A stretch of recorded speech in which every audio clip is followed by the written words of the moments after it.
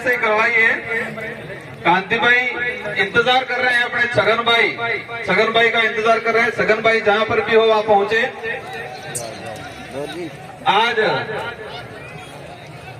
इस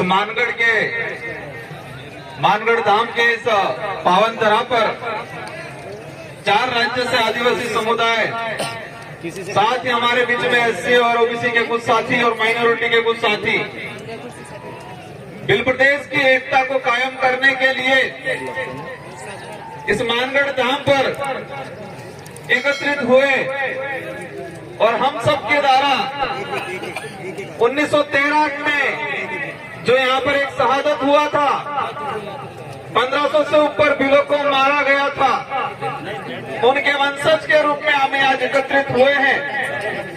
और जो शहीद हुए हमारे वीर महापुरुष जिन्होंने अपनी जान गंवाई, उनके जो सपने थे, उनका जो उद्देश्य था, हम सब मिलकर पूरा करने की कोशिश करेंगे। आज इस पहाड़ी पर जो साथी आए हैं, आदिवासी समाज की अगर बात करें, राजस्थान के अंदर टोटल जनसंख्या का 12.5% जनसंख्या आदिवासी है। मध्य प्रदेश की बात करें, गुजरात की बात करें, 1 से 1.5 करोड़, और उधर महाराष्ट्र सौराष्ट्र वाले भाइयों की बात करें, 1.5 करोड़ के आसपास आदिवासी समुदाय है। लेकिन आज यहाँ पर जो अपना जमीर जगा के जो दिल से यहाँ पर आया है, वो भाई कौन है? हमारे इस कार्यक्रम में पहुंचे ऐसे भाई हैं जिनका घर का व्यवस्थित स्थिति नहीं है, जो कई साथी बेरोजगार हैं, उनके पास रुपया पैसा नहीं है, उनके पास गाड़ियां नहीं है, वो भाई समाज के लिए सबसे पहले आए हुए हैं यहाँ। जो भाई उनको कोई सुविधा नहीं है, उनके पास पैसा भी नहीं है, गाड़ियां भी नहीं है, लेकिन उनके अंदर आदिवासी समाज का खून है और उनके स्वाभिमान जो जगह है उस आधार पे यहाँ पर आए। कई साथी ऐसे हैं हमारे, समाज का सर्टिफिकेट लगा के बड़े नेता, बड़े अधिकारी बन गए। जिस सर्टिफिकेट के आधार पे वो अधिकारी बने, अपने आप को बड़ा सुपर समझते हैं और आदिवासी समाज के लिए अलग सोच रखते हैं हमारे समाज के भाई। तो ये जो लड़ाई है, ये लड़ाई जो है, हमारे पुरखे भी लड़ते आए थे, हम भी लड़ रहे हैं और आने वाली पीढ़ी को भी लड़ना पड़ेगा। तो लड़ाई वही लोग लड़ेंगे जिनका जमीर जिंदा है, जिसका जमीर जिंदा है, जिसके अंदर आदिवासी खून जागता है, वही लड़ाई लड़ेगा। इससे ये साबित होता है कि जो पैसे वाले, गाड़ियां वाले, वो लड़ाई नहीं लड़ेंगे। देश के इतिहास उठा के देख लो, कोई भी आंदोलन हुआ है, किसी भी आंदोलन में अमीरों ने आंदोलन किया और जीते, अमीरों का आंदोलन कभी सुना? कोई भी समाज हो वाले आदमी से जो धरातल से जुड़ा हुआ है, जो समाज की भावना रखता है, वही व्यक्ति आंदोलन करता है। तो मैं आप सबको खूब दिल से धन्यवाद देना चाहूंगा। आपके अंदर समाज की जो भावना है, आपके अंदर जो समाज के प्रति जो जागृति आई है, आप चाहते हो आने वाली पीढ़ी सुरक्षित रहे, इसी अनुरूप आप आए और ये कारवां बढ़ता रहे। जाम लगा था, खुलवाया जा। आज इस अवसर पे देश के अंदर हमारे समाज के साथ क्या हो रहा है, इससे पहले मैं कुछ बात बताना चाहूंगा। जैसे भी चलवा करके हम कहते हैं हमको लड़ाई लड़नी है, दिया नहीं हो किसी ने, हमको लड़ाई लड़नी है, लेकिन लड़ाई किस लिए लड़नी है? लड़ाई किस लिए लड़नी है और लड़ाई किससे लड़नी है, ये दो बातें नहीं जानेंगे। हम कहते हैं लड़ाई लड़नी है, लेकिन लड़ाई किस लिए लड़नी है और किससे लड़नी है, ये दो बातें अगर जानकारी नहीं कर पाएंगे तो हम लड़ाई लड़ नहीं पाएंगे, सिर्फ बोल पाएंगे लड़ाई लड़नी है।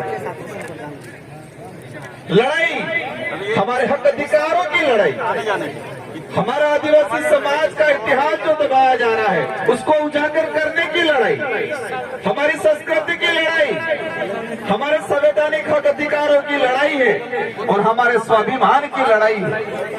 और लड़ना किसने है? जो लोग सत्ता में बैठ के हमारे हक अधिकार खत्म कर रहे हैं उनसे लड़ना है। तो क्या ये लड़ाई तलवार से लड़ोगे?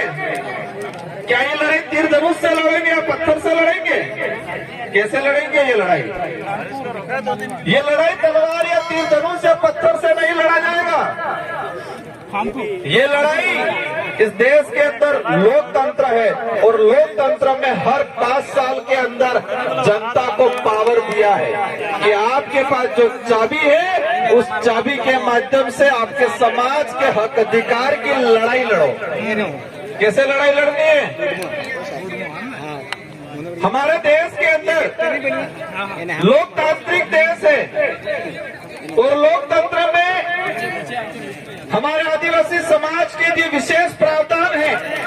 तो जो प्रावधान खत्म कर रहे हैं उस पे लड़ाई कैसे लड़नी है? 5 साल के अंदर जो बारी आती है और लोकतंत्र की जो चाबी है मत की, उस चाबी को ऐसा लगाओ कि उनके ताले जंग खा जाए, तो लड़ाई जीतेंगे। बाकी हम गालियां दे देंगे, कहीं रास्ते में पत्थर मार देंगे, कहीं तलवार लेके निकल जाएंगे, धनुष लेके निकल जाएंगे, ऐसे लड़ाई नहीं लड़ी जाएगी। गुजरात के भाई सौराष्ट्र वाले आए थे, एक तो साथी और मिले। हम गुजरात में गए थे विधानसभा चुनाव प्रचार में, कह रहे थे हम तो समाज में छाती छा બધું હારું જ છે, અમે આદિવાસી સમાજના હક અધિકાર બદલે લડા, लेकिन वोट तो भाजपा में चालू पड़े इनके। लड़ाई क्या है? लड़ने किससे है वही नहीं पता है और लड़ाई लड़ने निकल जाएंगे। लड़ाई है क्या, लड़नी किससे है वो पहचान ही नहीं पा रहे हैं और हम लड़ाई लड़ने निकल जाएंगे तो वो लड़ाई जीत नहीं पाएंगे। देश के अंदर जो स्थिति बनी हुई है, ये लोकतांत्रिक देश था, उस लोकतांत्रिक देश को राजतांत्रिक बनाने का काम कर रहे हैं। जो नेता थे 5 साल के लिए चुने जाते थे वो ऐसे राजा के रूप में काम कर रहे हैं और हमारे समाज के हक अधिकार को खत्म करने का काम कर रहे हैं। हाल ही में यूजीसी समान नागरिक संहिता कानून आया।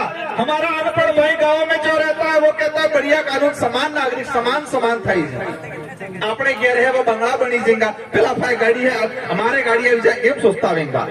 और कमल कांग्रेस के लोग ऐसे ही प्रचार करते हैं, समान नागरिक था जाएगा, सब बराबर था जाएंगे। हमारे अधिकार जो खत्म हो जाएंगे, शेड्यूल एरिया के जो प्रावधान है वो खत्म हो जाएंगे। और मैं इस मंच के माध्यम से कहना चाहता हूं कि अगर समान नागरिक संहिता कानून पास हो गया तो जो ये बांसवाड़ा और डूंगरपुर में हमारे जो लोकसभा सांसद चुन के गए हैं वो नेक्स्ट कभी कोई चुनाव नहीं लड़ पाएंगे। जो यहाँ के विधायक हैं, यहाँ के मंत्री हैं, अगर समान नागरिक संहिता कानून लागू हो गया तो वो चुनाव नहीं लड़ पाएंगे। वो चुनाव इसलिए नहीं लड़ पाएंगे, वो चुनाव इसलिए नहीं लड़ पाएंगे कि बेबे तण बहिर जही और समान नागरिक संहिता कानून लागू थाई गयु तो हिंदू लो थाएगा और हिंदू लो आधार थकी बे बहिर जेवाड़न चुनाव में नौकरी नहीं मिले।